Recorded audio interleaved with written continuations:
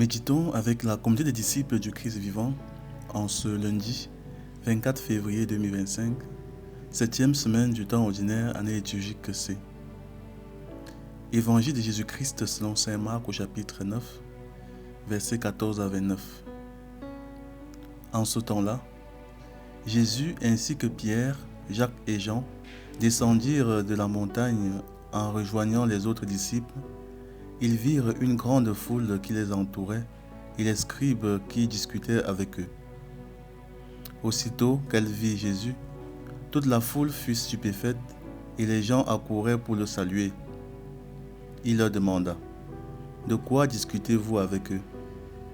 Quelqu'un dans la foule lui répondit : « Maître, je t'ai amené mon fils, il est possédé par un esprit qui le rend muet. Cet esprit s'empare de lui n'importe où. Il le jette par terre, l'enfant écume, grince les dents et devient tout raide. J'ai demandé à tes disciples d'expulser cet esprit, mais ils n'en ont pas été capables. » Prenant la parole, Jésus leur dit : « Génération incroyante, combien de temps resterai-je auprès de vous ? Combien de temps devrais-je vous supporter ? Amenez-le-moi. » On le lui amena. Dès qu'il vit Jésus, l'esprit fit entrer l'enfant en confusion. L'enfant tomba et se roulait par terre en écumant. Jésus interrogea le père : « Depuis combien de temps cela lui arrive-t-il ? » Il répondit : « Depuis sa petite enfance. Et souvent, il l'a même jeté dans le feu ou dans l'eau pour le faire périr. Mais, si tu peux quelque chose, viens à notre secours, par compassion envers nous. » Jésus lui déclara : « Pourquoi dire si tu peux ? Tout est possible pour celui qui croit. » Aussitôt le père de l'enfant s'écria : « Je crois, viens au secours de mon manque de foi. » Jésus vit que la foule s'attroupait.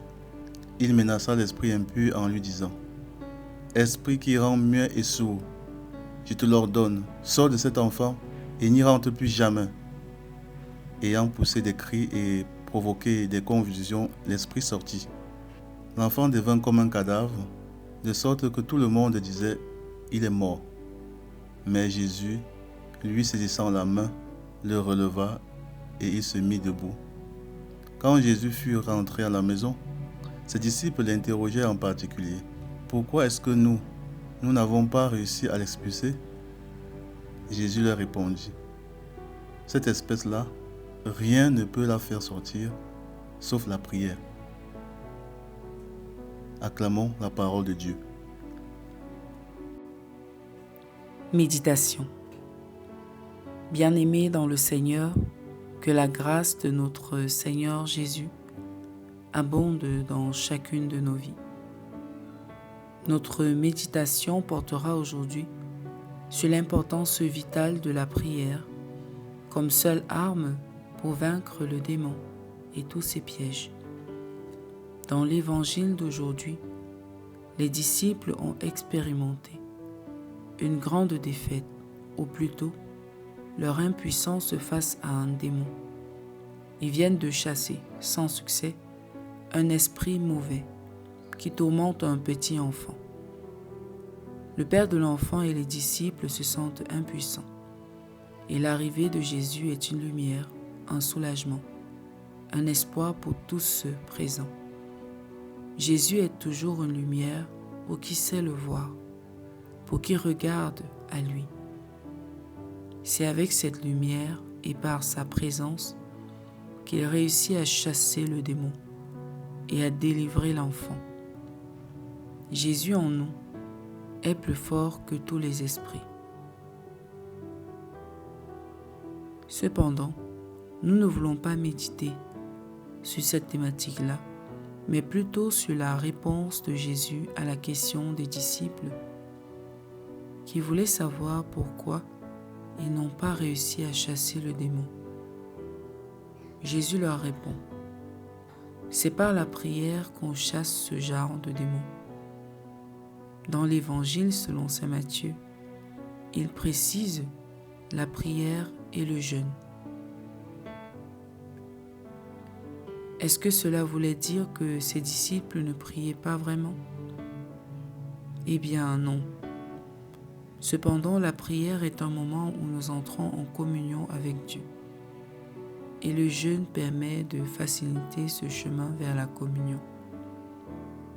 Si nous ne sommes pas véritablement en union avec Dieu, si le Christ n'est pas formé en nous, nous ne pourrons pas vaincre Satan. La prière renforce notre foi, notre confiance en Dieu. Elle nous fait voir Dieu et nous aide à devenir de plus en plus semblables à lui. Il y a justement des situations dans la vie devant lesquelles nous n'avons pas vraiment de solution. Nous nous sentons impuissants. Des batailles contre le péché que nous menons souvent sans grand succès, malgré tous nos efforts véritables, les combats dans nos familles, les combats pour nos enfants, nos conjoints, nos études, notre vie professionnelle, et cependant rien ne bouge, rien ne change. Le Seigneur nous le dit aujourd'hui, c'est par la prière que nous obtiendrons victoire. Les Saintes Écritures nous rappellent ailleurs avec Saint Paul dans l'Épître aux Éphésiens que nous ne luttons pas contre des êtres de chair et de sang, mais contre les dominateurs de ce monde de ténèbres, les principautés, les souverainetés, les esprits du mal qui sont dans les régions célestes. En effet, nous devons avoir conscience que certains esprits sataniques nous oppressent et oppressent nos frères et sœurs, et que nous avons besoin de prier pour en être délivrés. Tous les combats ne se mènent pas juste avec des moyens humains. Il y a des espèces, comme Jésus le dit, qui ne vont partir que par la prière. Nos efforts ne suffiront pas. Il faudra prier et sérieusement pour avoir le secours de Dieu. Ça ne veut bien sûr pas dire que nous ne devons pas faire notre part et tout tenter, mais en le faisant, toujours s'en remettre à Dieu et par la prière, dégager tous les esprits du mauvais. Revenons donc en nous-mêmes. Avons-nous une situation dans notre vie personnelle ou dans notre entourage qui nécessite un engagement dans la prière? Sommes-nous oppressés par des puissances sataniques?